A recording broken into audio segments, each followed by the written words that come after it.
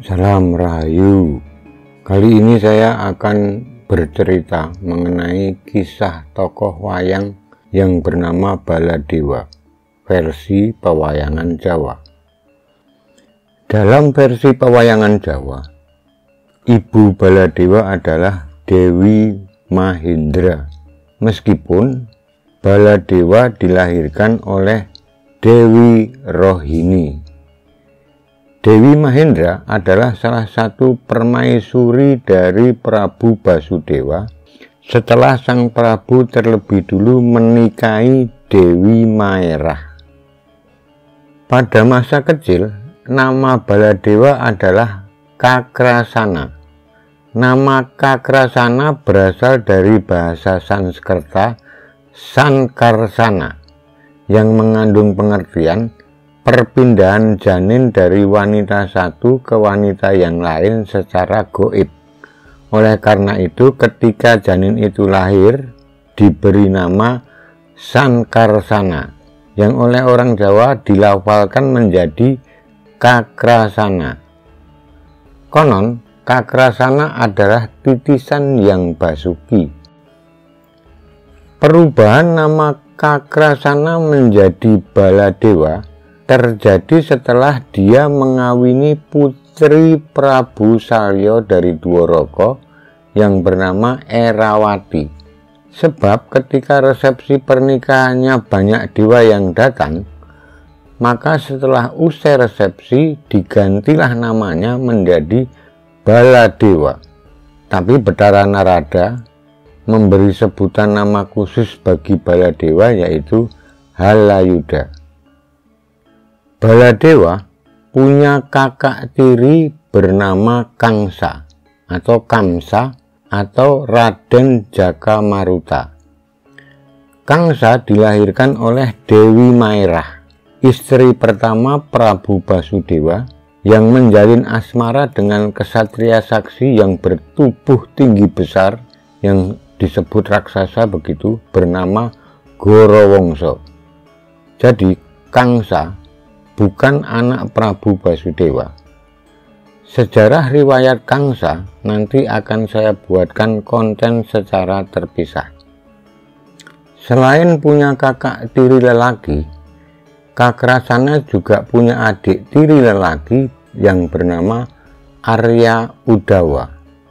Arya Udawa setelah besar nanti menjadi patih di kerajaan Dwarawati mendampingi Sri Kresna.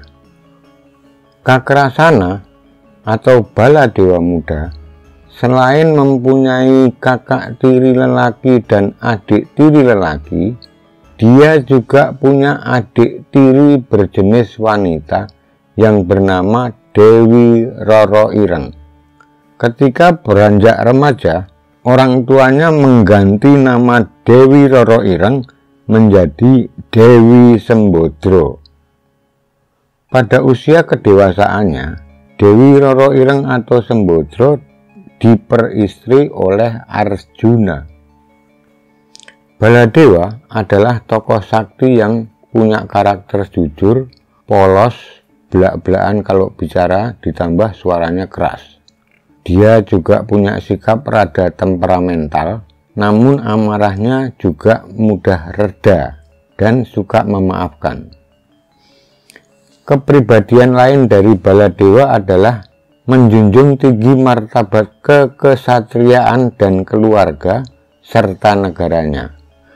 Maka dia dikenal oleh penggemar wayang di Jawa sebagai Perwira Sembodo atau satria yang bertanggung jawab. Jika martabat diri, keluarga maupun negaranya diusik, orang yang mengusik atau meremehkan atau merendahkan martabat pribadi maupun keluarga serta negaranya itu, biasanya akan dihajarnya sampai babak bundas, sampai klenger, tapi tidak sampai mati.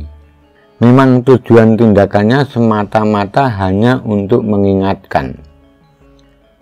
Baladewa dalam pewayangan Jawa dilukiskan sebagai tokoh yang piawai dalam memainkan senjata berjenis gada, meskipun dia punya dua senjata ampuh lainnya sebagai penghancur, yaitu Alugara dan Nenggala.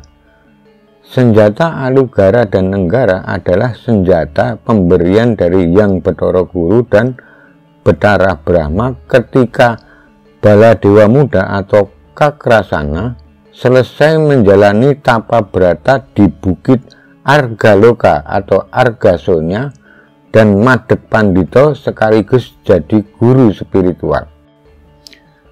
Pada masa sebelum Bharatayuda, Raja Hastinapura Dasarasta meminta pada Baladewa untuk menggembleng putranya, yaitu Duryudono, di bidang kanuragan dan bermain senjata gada.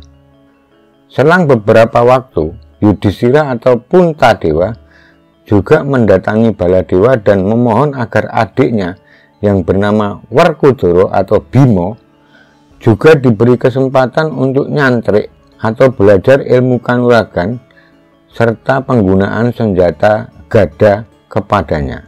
Dan Baladewa mengabulkan permohonan kedua petinggi Kurawa dan Pandawa itu. Dalam kisah Mahabharata versi Jawa, Baladewa memang awalnya agak bersikap pro Kurawa, sebab sang mertua yaitu Prabu Salya bergabung dengan kubu Kurawa, dan Duryudono, anak muridnya yang kaya raya, selalu memberikan fasilitas kehidupannya secara optimal. Pada situasi yang lain, Kresna adiknya bergabung dengan Pandawa, dan adiknya adalah istri Arjuna. Kondisi yang demikian sempat membuat Baladewa bimbang dalam memutuskan secara final akan membela kubu Kurawa atau membela kubu Pandawa. Dalam situasi kebimbangan Baladewa itulah Sri Kresna dengan cerdik bertipu daya dengan menganjurkan Baladewa untuk berhening diri dulu di sebuah gua yang bertirai air terjun. Nanti saya bangunkan ketika Bharatayuda sudah akan dimulai, kata Sri Kresna, dan Baladewa mengikuti saja arahan Sri Kresna. Anjuran Sri Kresna agar Baladewa bertapa di gua bertirai air terjun itu dilatari oleh pemikiran Sri Kresna bahwa kemampuan dan kekuatan Baladewa akan sulit ditandingi oleh pihak Pandawa jika dia berpihak ke Kurawa dan turun langsung ke gelanggang Kurusetra. Demikian cerita sekilas saya mengenai tokoh Baladewa versi pewayangan Jawa. Terima kasih sudah mengikuti cerita ini. Sampai bertemu di cerita depan Baladewa versi Bhagawan Purana. Salam Rahayu.